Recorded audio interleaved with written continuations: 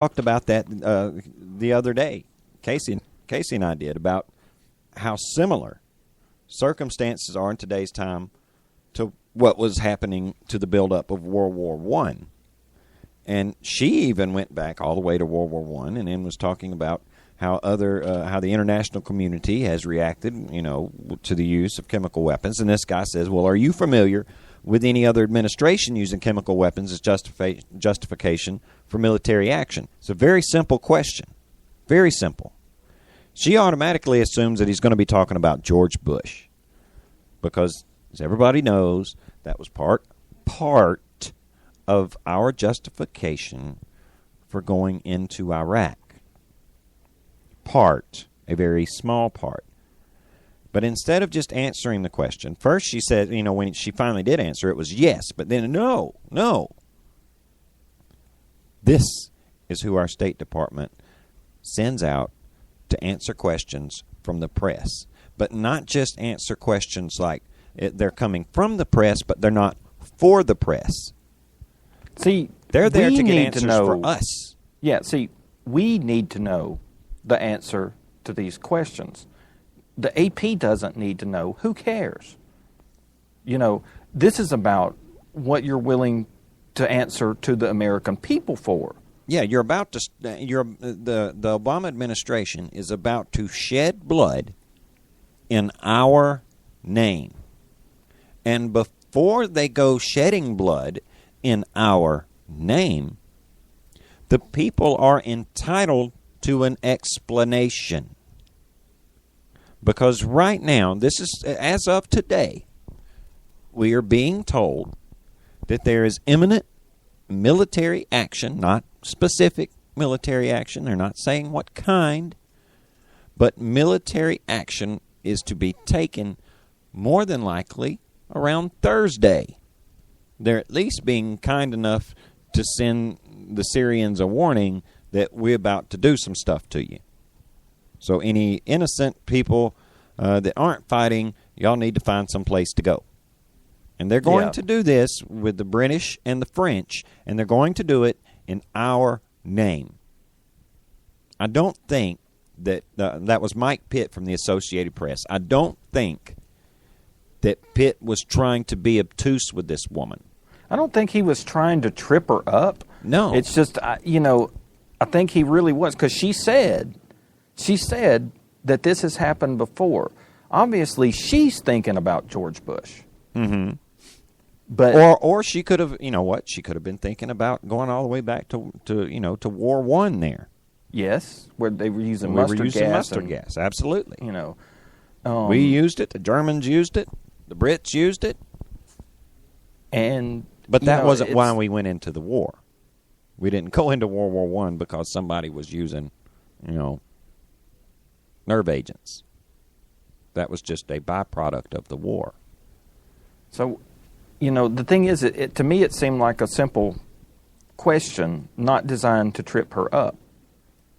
But hey, what? It tripped her. In the mind of this administration, of the people that work for this administration, it really doesn't matter. The people aren't entitled to any answers that they're not willing to give, if that makes sense to you. Mm-hmm. In other words, look, guys, we'll tell you what we think you need to know. If we don't feel that you need to know it, or if you knowing it is going to make us uncomfortable in any way, well, then we're just not going to talk about it, and you're just going to have to get used to that.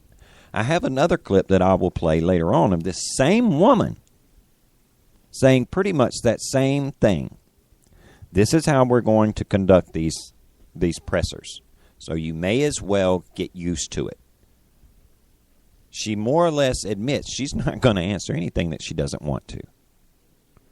They're so scared of being tripped up that they're not willing to answer questions from the press. But now, why would they be worried about being tripped up if everything that they were doing was legal and above board? Because, see, there's a problem. Casey and I have said from the get-go, ever since people started talking about Syria again, that our intervention in that little neighborhood would be ill-advised. that this is something that we think we need to be staying out of, other than offering defense to Israel, who is our ally, our only. That's exactly it. That's the only business we've got right there. And, us parking our warships there in the Gulf, if they are truly there for Israel's protection, well, then I'm glad that they're there. But here's the thing. And you know what? They're justified in being there because just today, I put an article up on our website just today about Iran is already saying that if the Western powers strike against Syria, then Israel's going to be the first casualty. So yeah, we do need to have some assets in the area. But as far as our involvement, no. There's some things that need to be done before you go putting us into the fight. But it's one of the reasons she didn't want to talk about George Bush. See, there's some things that George Bush did before we went into Iraq that this group here just doesn't feel like it's even necessary. They're not. They don't even want to fool with it. Like coalition building, for instance? Well, yeah. Just today. So it's okay for them to invite the UN into our personal lives with extraneous gun laws and educational laws and all this kind of stuff. Environmental hoopla, yeah. Yeah, okay. That's all right.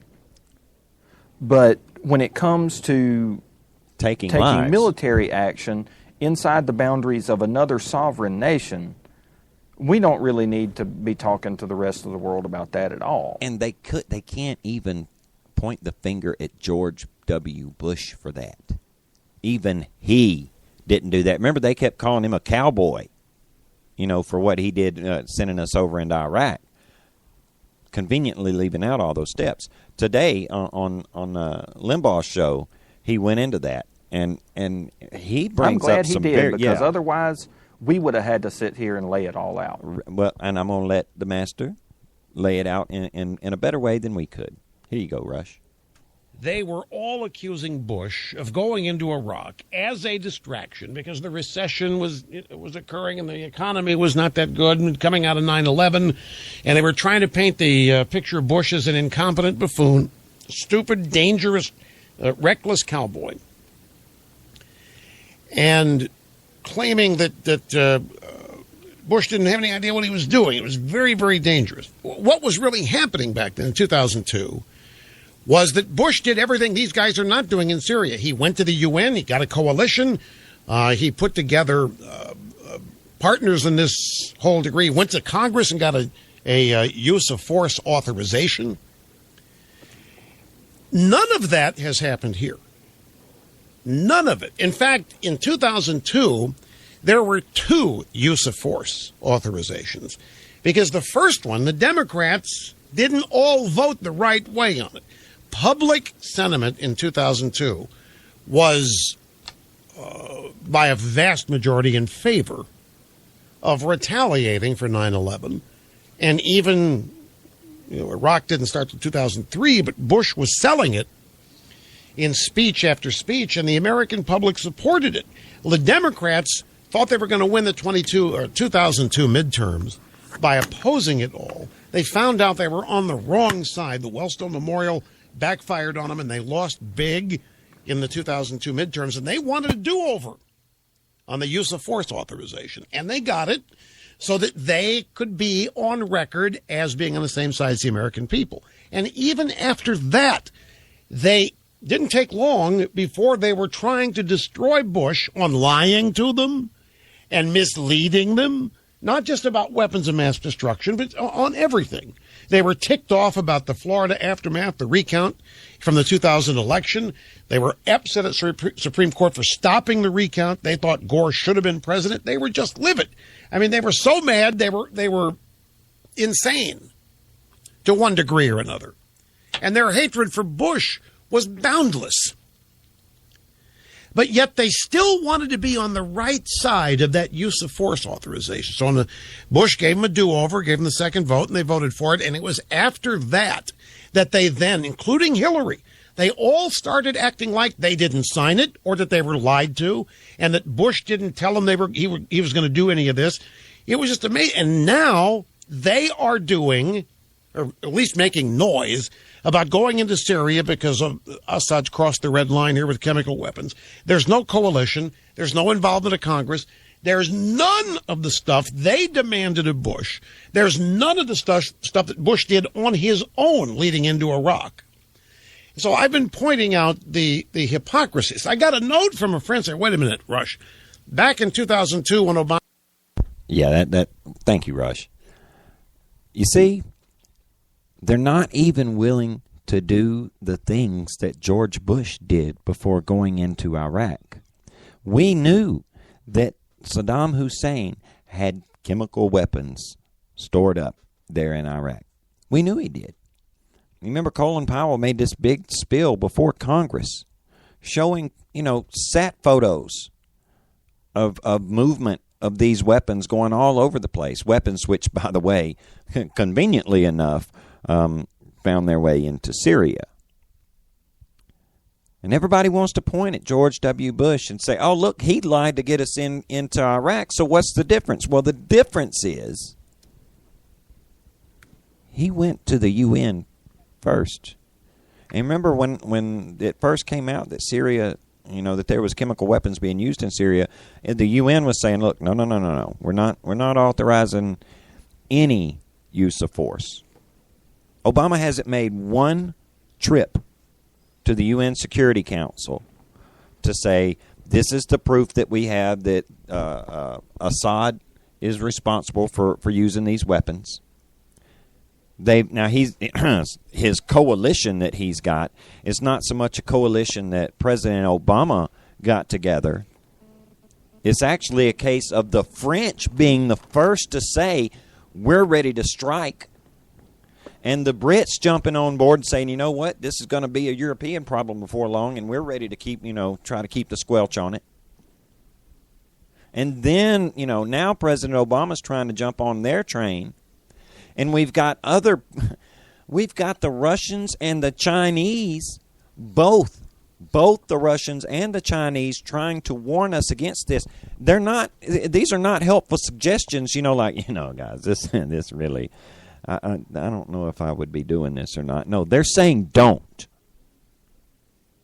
That for anybody to attack Syria right now is going to have catastrophic consequences.